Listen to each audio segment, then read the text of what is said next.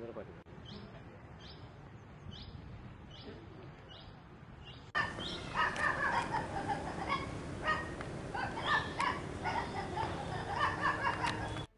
हिंद। मी police निरीक्षक सतीश शिंदे, स्थानिक गुन्हे अन्वेषण शाखा सांगली। आणि वरिष्ठांनी दिलेल्या सूचनेनुसार दुचाकी वाहन चोरीच्या बाबतीत कारवाई करत असताना PSI कुमार पाटील LCB व स्टाफला मिळालेल्या माहितीनुसार त्यांनी यापूर्वी दुचाकी वाहन चोरी केलेला आरोपी, रेकॉर्डवरील आरोपी अमोल संभाजी साबळे यास ताब्यात घेऊन त्याच्याकडे कौशल्यपूर्ण तपास केला असता त्यांनी एकूण सांगली व कोल्हापूर जिल्ह्यातून 19 दुचाकी वाहने चोरल्याची बाबतची कबुली दिली असून सदरची 19 वाहने LCB सांगलीने पंचनाम्याने जप्त केलेली आहेत।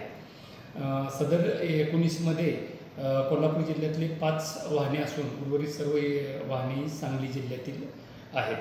माननीय पोलीस अधीक्षक संदीप घुगे सर व अपर पोलीस अधीक्षक रितू कोकर मॅडम यांनी याच्या कारवाईसाठी पथकाचे अभिनंदन केलेले असून यापुढे असेच काम करण्यासाठी मार्गदर्शन केलेले आहे।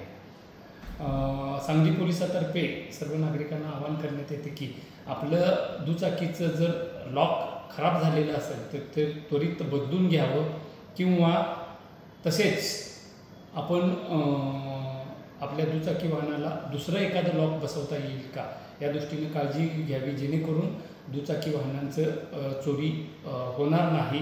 सदरचा आरोपी हा गर्दीची ठिकाणी, हॉस्पिटल्स किंवा जिथं जास्त गाड्या पार्किंग होतात अशा ठिकाणं हेरून त्या ठिकाणाहून ज्या गाड्याचं लॉक खराब झालेलं असेल अशा गाड्या शोधून त्या गाड्या चोरी करत असे अशी कबुली त्यांनी दिलेली आहे।